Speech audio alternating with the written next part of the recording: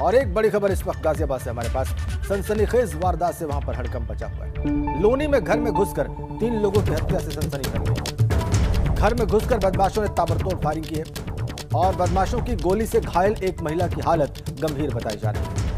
गाजियाबाद से सनसनीखेज खबर। घर में घुसकर ताबड़तोड़ फायरिंग हुई है, 3 लोगों की हत्या हुई है, सनसनी फैली हुई है पूरे इलाके में। बदमाशों की गोली से घायल एक महिला की हालत गंभीर बताई जा रही है। गाजियाबाद से बड़ी खबर। एक्सक्लूसिव तस्वीरें इस वक्त आपकी स्क्रीन पर। आप देखिए, इसी घर में ताबड़तोड़ गोलियां बरसाई बदमाशों ने और एक ही परिवार के 3 लोगों की हत्या की है इन बदमाशों ने और एक महिला गंभीर रूप से घायल है गोली लगने की वजह से। टोली मोहल्ले का मामला ये, गाजियाबाद के। पुलिस मौके पर है, जैसा कि आप देख पा रहे हैं, स्थितियों को समझ रही है। प्रिलिमिनरी इन्वेस्टिगेशन पुलिस का जारी वहां पर। सनसनी फैली हुई है पूरे इलाके में, गाजियाबाद में।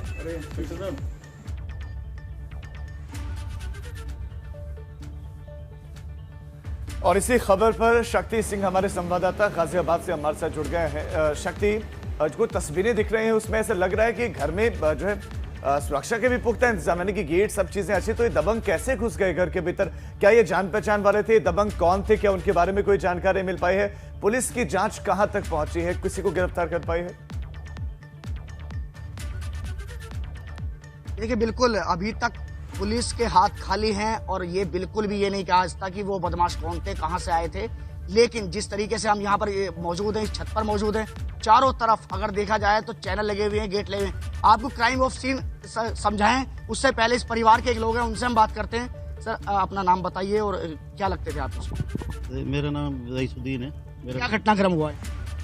ये घटना यही हुई कि यहाँ कुछ लोग बदमाश आए यहाँ और ये आके घुसे और उन आगे जब हम पता लगा, हम इतना आए तो उनके है नहीं, हमारे भतीजों का भाई के इनके गोली मार चुके थे, भग गए थे यहाँ से। बिल्कुल, इसमें अभी तक 3 लोगों की मौत हो गई है। एक पिता है, 2 पुत्र हैं। वहीं अब नीचे की तरफ चलते हैं, क्योंकि बदमाशों का बताया गया वो ऊपर की तरफ से भागे थे, इसलिए हम ऊपर थे। पुलिस ऊपर थी, पुलिस ऊपर है, अभी जांच कर रही है। ये हम आपको घर दिखाते हैं और क्राइम ऑफ सीन जहां पर घटित हुआ वह दिखाते हैं, उस घटना को दिखाते हैं। यहाँ पर किस तरीके से एक दर्दनाक रात को खूनी खेल खेला गया है। हम यहाँ पर इस समय मौजूद हैं। ये आप देख रहे हैं, ये खून के धब्बे देख रहे हैं आप, ये खून देख रहे हैं। यहाँ पर चारों तरफ लगातार यहाँ पर खून ही खून हमें नजर आएगा। दूसरी तरफ ये महिला की चूड़ियां हैं, ये महिला की चूड़ियां यहाँ पर टूटी हुई हैं। महिला ने अपनी जान बचाने के लिए यहाँ से जद्दोजहद जरूर की होगी और भागी होगी, जिसके बाद उन बदमाशों को बिल्कुल भी तरस नहीं आया और उन्होंने लगातार यहाँ पर जो गोलियां हैं वह इस परिवार पर बरसाई हैं, जिसमें कि अभी पिता व 2 पुत्र, उनकी इसमें मौत हो गई है। नीचे की तरफ हम जा रहे हैं जहां से बदमाशों ने अंदर यहाँ पर एंट्री की थी। हम इस समय वही मौजूद हैं जहां से बदमाश अंदर घुसे थे। ये दूसरी तरफ दिखाते हैं, इस कमरे में, इस रूम में 2 लोग सो रहे थे जहां पर उनकी हत्या की गई। और आप देख सकते हैं कि यहाँ पर ब्लड पड़ा हुआ काफी सारा, इसके ऊपर मट्टी डाली गई है ताकि जो ब्लड है वह छुप सके। वही अब दूसरी तस्वीरें दिखाते हैं कि ये व्यापारी थे, घर में ही अपना व्यापार चलाते थे और बाहर चैनल है। अगर चैनल की बात करें तो लगातार है, उन्हीं के एक बेटे हैं, एक पुत्र हैं, उनसे हम बात करते हैं। लगातार हम लाइव तस्वीरें दिखा रहे हैं अपने दर्शकों को, लगातार ये दिखा रहे हैं किस तरीके से यहाँ पर एक खूनी खेल खेला गया। बदमाश आराम से यहाँ पर इस घर में घुसे हैं, किस तरीके से घुसे, किस रास्ते से घुसे, अभी ये बिल्कुल नहीं कहा जा सकता। जी, आपसे जानना चाहूंगा कि क्या पता चला?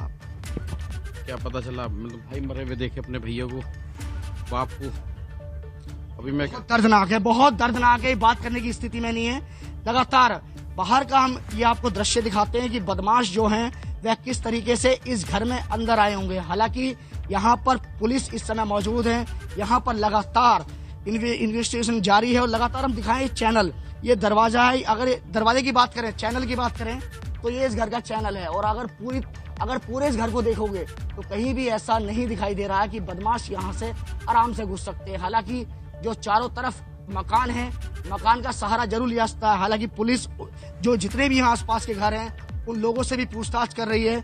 एक बार फिर हम आपको अंदर ले चल रहे हैं, क्योंकि जो खूनी खेल खेला गया है वो यहाँ जी। पर इतना खौफनाक खेला गया है, जिस मंजर को देखने के बाद कोई भी सकते में पड़ जाएगा कि किस तरीके से यहाँ पर रात्रि में बदमाश आते हैं, बदमाश घुसते हैं। ये मोहल्ला ऐसा भी नहीं है कि ये कोई बहुत दूर दूर कोई घर बने हो या पोश इलाका हो, इस तरह का नहीं है। चारों तरफ यहाँ पर मकान है, घर है। ये लोग तरफ जहाँ से ये हम आए परिवार हैं, जिनकी वहाँ हत्या पर- हुई है, पिता और पुत्र की शक्ति, ये किस किस्म का व्यापार करते थे? क्या कपड़ों के व्यापारी थे?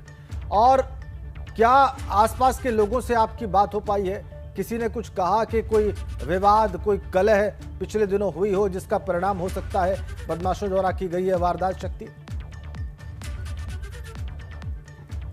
जी देखिए, अगर शुरुआती दौर की हम बात करें तो शुरुआती दौर में बिल्कुल भी कोई ऐसी बात निकल कर नहीं आई है कि इनकी किसी से रंजिश चल रही थी, रंजिशन थी। हो सकता है कि बदमाश लूट के इरादे से इस घर में घुसे हों।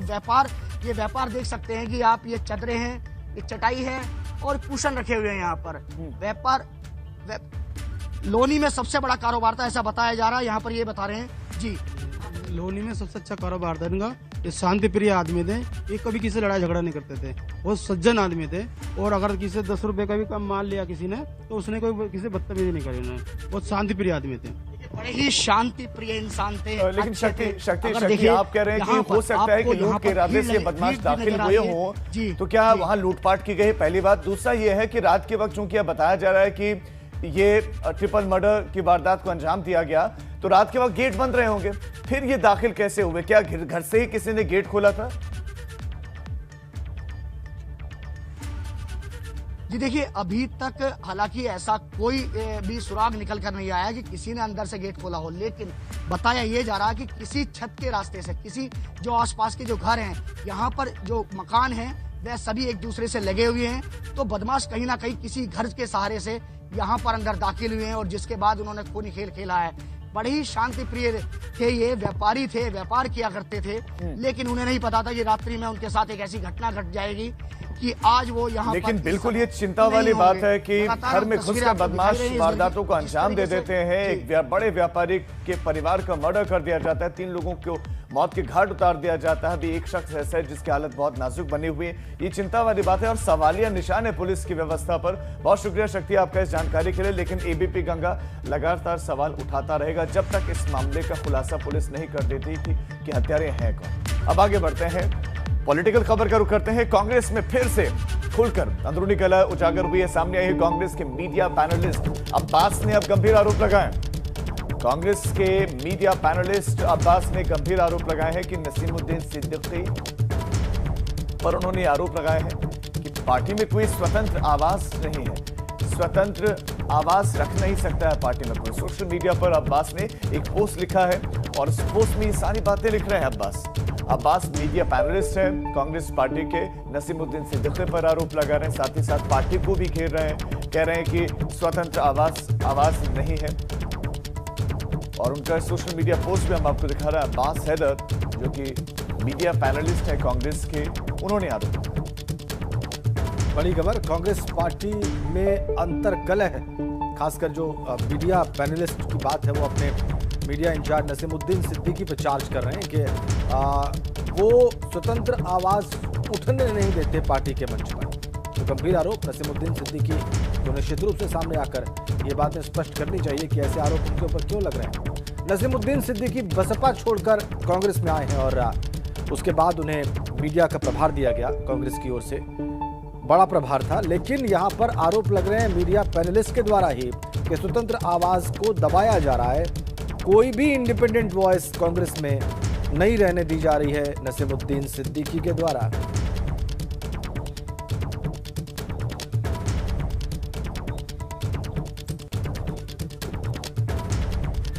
और अब फटाफट अंदाज में आपको पूर्वांचल की खबरें दिखाते हैं। चलिए शुरू करते हैं। जिला पंचायत अध्यक्ष के चुनाव को लेकर कांग्रेस ने समाजवादी पार्टी पर हमला बोला है। वाराणसी में अजय राय ने समाजवादी पार्टी को भ्रष्टाचारी पार्टी कहा। साथ ही अजय राय ने कहा कि सपा ने मजबूती से संघर्ष नहीं किया। गाजीपुर के टेढ़ा गांव के पास में ट्रक की बाइक के साथ टक्कर हुई। इस हादसे में बाइक सवार 3 लोगों की मौत हो गई। उतरौली के रहने वाले तीनों बाइक सवारों के परिजनों में बुरा मचा हुआ। मिशन 2022 के तहत बीजेपी का पूर्वांचल की सभी सीटों पर जीत हासिल करना है। गोरखपुर में सुनील बंसल के बाद भाजपा के यूपी के प्रदेश प्रभारी राधा मोहन सिंह ने भी मैराथन बैठक में जीत का गुरुमंत्र दिया। कुशीनगर में बुजुर्ग की पिटाई का वीडियो वायरल हो रहा है, जिसमें भीड़ बेरहमी से बुजुर्ग को पीट रहे। घायल बुजुर्ग का जिला अस्पताल में इलाज चल रहा है। सिद्धार्थनगर में अफसरों से नाराज होकर सांसद जगदंबिका पाल ने कार्यक्रम में शामिल होने से मना कर दिया और वापस जाकर अपनी गाड़ी में बैठ गए। दरअसल कार्यक्रम स्थल पर स्टेज पर अपना नाम गायब पाकर वो नाराज हो गए। मऊ पहुंचे कैबिनेट मंत्री दारा सिंह चौहान ने जिला पंचायत अध्यक्ष समेत पूरी पार्टी के कार्यकर्ताओं से बातचीत की। बीजेपी प्रत्याशी मनोज राय को जिताने के लिए काम करने की बात कही। सोनभद्र में अचानक तेज बारिश और आकाशीय बिजली से अलग अलग इलाकों में 3 लोगों की मौत हो गई, जबकि 3 लोग घायल हो गए।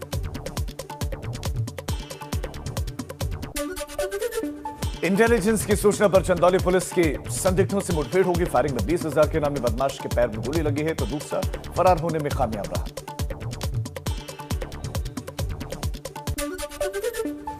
पूर्वांचल की खबरों के बाद आगे बढ़ेंगे एक बड़ी खबर के साथ। बड़ी खबर इस वक्त कानपुर से। लखनऊ जाएंगे आज कानपुर से राष्ट्रपति रामनाथ कोविंद। प्रेसिडेंशियल ट्रेन से ही लखनऊ पहुंचेंगे महामहिम और लखनऊ में सीएम योगी और राज्यपाल दोनों राष्ट्रपति का स्वागत करेंगे। राजभवन में आयोजित कार्यक्रम में शामिल होंगे राष्ट्रपति रामनाथ कोविंद। तो आज कानपुर से लखनऊ जाएंगे राष्ट्रपति रामनाथ कोविंद। दोनों मुख्यमंत्री और राज्यपाल उनका स्वागत करेंगे। कार्यक्रम राजभवन में है, उसमें वो शिरकत करेंगे और उनके इस दौरे की वजह से ट्रैफिक डायवर्जन रहेगा लखनऊ में। एम्बुलेंस के लिए इमरजेंसी नंबर भी जारी किया गया है लखनऊ में। पुलिस की पुख्ता तैयारी है ट्रैफिक जाम से निपटने की। ट्रैफिक को लेकर खास इंतजाम किए गए हैं। राष्ट्रपति के 2 दिवसीय दौरे पर ट्रैफिक डायवर्जन रहेगा। एक बिल्कुल अलग प्लान ट्रैफिक का लागू रहेगा लखनऊ में।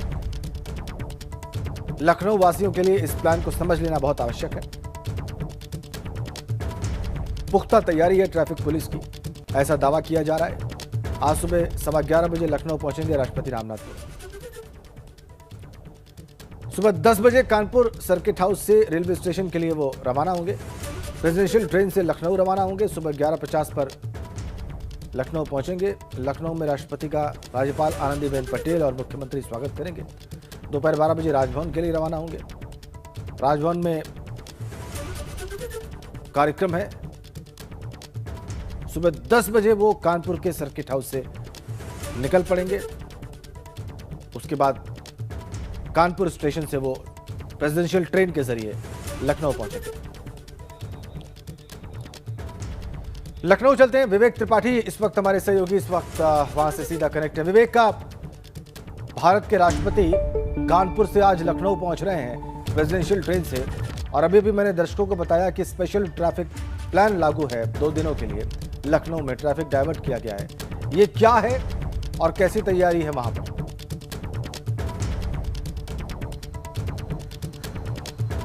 जी राजेंद्र, ट्रैफिक व्यवस्था दुरुस्त इसलिए रखी जाएगी क्योंकि राष्ट्रपति जब कानपुर आए थे तब वहां पर जाम में फंसकर एक महिला की मौत हो गई थी, जिसको लेकर तमाम सोशल मीडिया पर हंगामा हुआ है और बहुत ट्रैफिक की बहुत बुराई हुई है। सोशल मीडिया पे ट्रोल किया गया है कानपुर की ट्रैफिक पुलिस को और कानपुर पुलिस को, इसलिए यहाँ पर बेहतर इंतजाम किए गए हैं। आपको बता दें कि राष्ट्रपति के आगमन के लिए 2 रूट बनाए गए हैं, इसके अलावा एक तीसरा रूट भी है। 3 रूट इसलिए हैं क्योंकि आपातकालीन स्थितियों में किसी भी रूट से उनको कहीं भी ले जाया जा सकता है। आपको बता दें कि सुबह 11:50 पर जब राष्ट्रपति आएंगे तो 4 बाग स्टेशन से वहाँ पर उनकी जो फ्लीट है वो राजभवन आएगी, कैंट होते हुए राजभवन आएगी। इस दौरान सारे रास्ते ब्लॉक कर दिए जाएंगे 1 घंटे तक।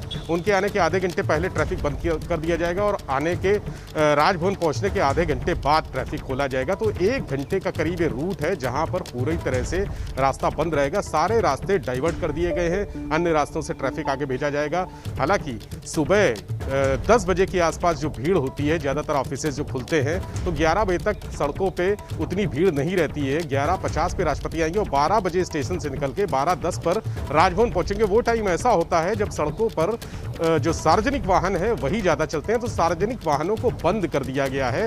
इसके अलावा उनकी सुरक्षा के लिए जगह जगह पर जो इंटरसेप्टर गाड़ियां हैं, उसके अलावा ट्रैफिक की गाड़ियां हैं, ट्रैफिक पुलिस के अधिकारी हैं, वो मौजूद रहेंगे। और ये सिर्फ लखनऊ में नहीं, ये कानपुर से लेकर उन्नाव और उसके बाद लखनऊ, जितना सीमा क्षेत्र आता है, 3 जनपदों में ये व्यवस्था की गई है। उनकी ट्रेन जहां से गुजरेगी, उस ट्रेन के रास्ते में, उस ट्रैक पर, रेलवे ट्रैक पर सारे जो ट्रेनें हैं वो बंद रहेंगी। और जगह जगह पर, हर 10 कदम पर वहां पर स्थानीय पुलिस, जो जिस थाने की पुलिस होगी वो निगरानी करेगी ट्रैक की, चूंकि ट्रैक को किसी भी तरह से नुकसान पहुंचाया जा सकता है। सारा पूरा इलाका एसपीजी ने अपने अंडर में लिया है, पूरा रूट भी एसपीजी की निगरानी में ही रहेगा। इसके अलावा ड्रोन से निगरानी की जाएगी। जहां पर लगेगा कि ट्रैफिक जाम हो रहा है या ट्रैफिक जाम की स्थिति है, वहां पर तुरंत वैकल्पिक रास्तों से ट्रैफिक डाइवर्जन किया जाएगा। एसपीजी ने पूरी इलाके को राजभवन से लेकर जो रूट है, जो चारबाग रेलवे स्टेशन का रूट है, वहां तक पूरा अपना नेटवर्क बना दिया है। वहां एसपीजी के लोग लगे हैं। तो आप बता रहे हैं कि एसपीजी ने तैयारियां की हुई हैं पूरी, और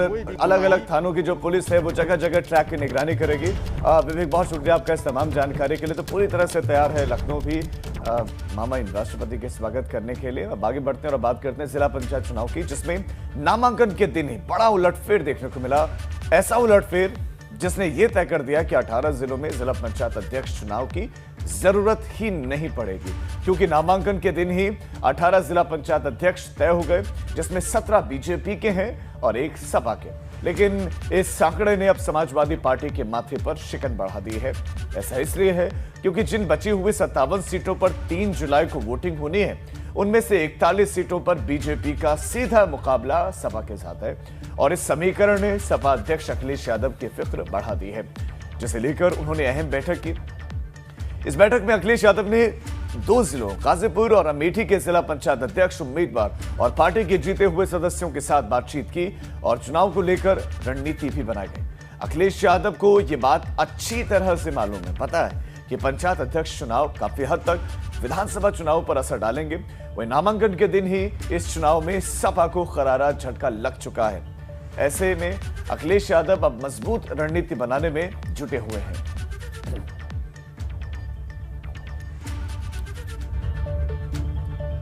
और आइए अब आपको ये समझाने की कोशिश करते हैं कि सपा अध्यक्ष अखिलेश यादव की टेंशन में इजाफा क्यों हो रहा है और क्यों वो लगातार बैठकें कर रहे हैं। दरअसल 18 में से 17 सीटें भाजपा ने जीत ली हैं, बाकी बची 57 सीटों पर मुकाबला बाकी है। 57 में से 41 सीटों पर भाजपा और सपा की सीधी टक्कर है। सपा में कार्यकर्ताओं के दम पर ही जीत संभव है। पार्टी के कार्यकर्ताओं का टूटना मुश्किल पैदा कर सकता है। सपा के सदस्यों का भाजपा से जुड़ना परेशानी बन सकता है।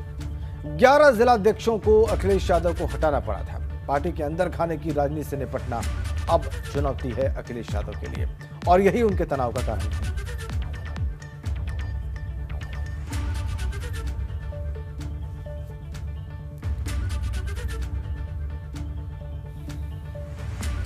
जब बसपा अध्यक्ष मायावती ने यूपी में 2022 विधानसभा आम चुनाव को लेकर असदुद्दीन ओवैसी की पार्टी AIMIM के साथ मिलकर चुनाव की तमाम खबरों को सिरे से खारिज कर दिया है, मायावती ने कहा कि इस खबर में बिल्कुल भी सच्चाई नहीं है।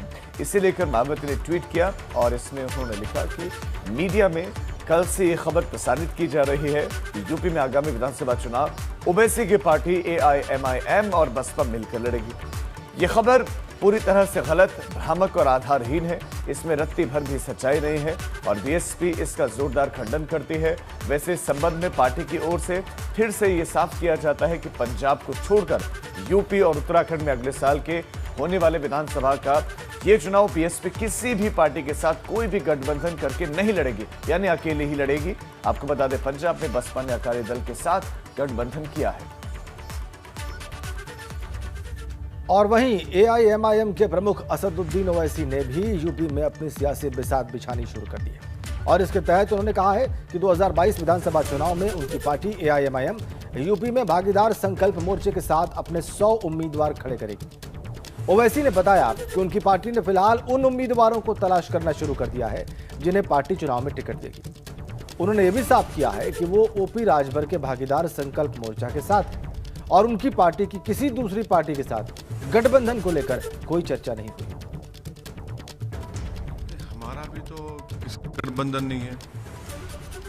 हमारा तो अभी तक हम तो राजभर साहब के साथ हैं भाग्यदारी संकल्प मोर्चा के तहत, और हमारे पार्टी के यूपी के प्रेसिडेंट ने इस बात का ऐलान भी किया कि हम एमआईएम पार्टी आने वाले 2022 के असम्बली चुनाव में हम 100 असम्बली सीट पर इंतखाबात में हिस्सा लेंगे।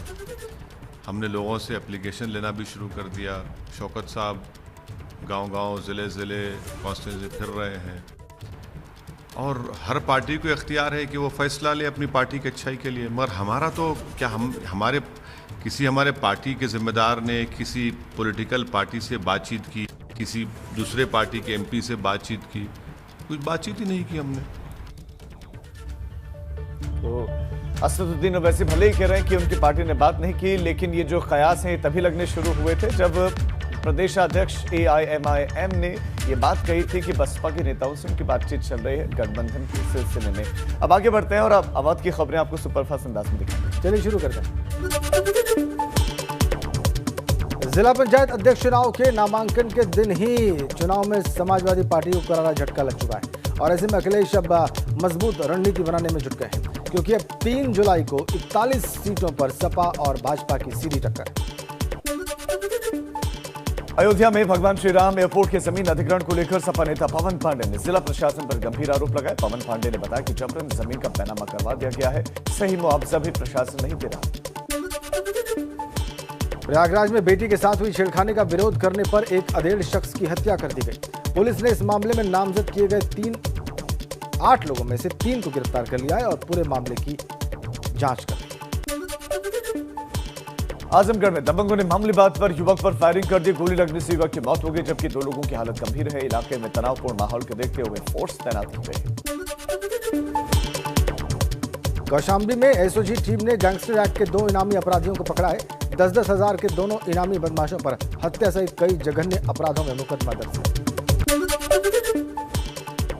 फतेहपुर के पुरमाई गांव में धर्मांतरण का मामला सामने आया है। पत्नी की शिकायत पर पुलिस ने विजय सोनकर को पकड़ा है। पत्नी का आरोप है कि हल्द्वानी में काम पर आने के बाद मस्जिद जाना और धर्म बदलने की जिद कर रहे थे। चलिए आगे बढ़ते हैं, आपको बताते हैं उत्तर प्रदेश और उत्तराखंड में विशेष क्या है। और सबसे पहले बात उत्तर प्रदेश की, तो यूपी में आज खास क्या है वो बता दें आपको। आज कानपुर में सर्किट हाउस से लखनऊ के लिए रवाना होंगे महामहिम। सुबह 10:20 पर लखनऊ रवाना होंगे राष्ट्रपति। प्रेसिडेंशियल ट्रेन से सुबह 11:50 पर लखनऊ पहुंचेंगे और दोपहर 12:10 पर वो राजभवन पहुंचेंगे। राष्ट्रपति रामनाथ कोविंद राजभवन में ही कुछ विशिष्ट लोगों के साथ मुलाकात करेंगे। हाईटी में हाईकोर्ट के जज भी शामिल होंगे। इसके अलावा 69,000 शिक्षक भर्ती में खाली 6,696 पदों पर भर्ती आज से शुरू। शिक्षक भर्ती की काउंसलिंग चयनित अभ्यर्थियों की सूची से की जाएगी। सभी बीएसए ऑफिस पर अभ्यर्थियों के कागजात जांचे जाएंगे। इसके अलावा आज न्यायालय में कई बड़े मामलों की सुनवाई है। पशुधन विभाग में घोटाले की इलाहाबाद हाईकोर्ट में अहम सुनवाई होगी। पशुधन घोटाले की सुनवाई में एसआईटी को अपनी जांच रिपोर्ट कोर्ट के सामने पेश करनी होगी। यूपी विधानसभा में एआरओ की नियुक्तियों को लेकर आज हाईकोर्ट में सुनवाई होनी है। हाईकोर्ट की लखनऊ बेंच में सुनवाई होगी। हाईकोर्ट में सरकार काउंसिल एफिडेविट दाखिल करेगी। यूपी के बाद बात कर लेते हैं उत्तराखंड की क्या रहेगा खास। सबसे पहले बात करते हैं बीजेपी के चिंतन शिविर की। रामनगर में बीजेपी का महामंथन आज भी होगा। चिंतन शिविर में मिशन 2022 की रणनीति बन रही है। आज 5 सत्रों में चर्चा होने वाली है और रणनीति के साथ ही विरोधी दलों की ताकत का आकलन भी किया जाएगा। अगले विधानसभा चुनाव में पहले से ज्यादा शानदार जीत की तैयारियां की जा रही हैं। इसके अलावा रामनगर में आज तीरथ कैबिनेट की बैठक भी हो सकती है, जिसमें रोडवेज कर्मचारी जो यूनियन है उत्तरांचल रोडवेज कर्मचारी यूनियन को लेकर एक बैठक होगी। 5 महीने से वेतन न मिलने वाले मामले पर इसमें फैसला हो सकता है। दरअसल हाईकोर्ट ने कल तक सरकार से फैसला लेने के लिए कहा था।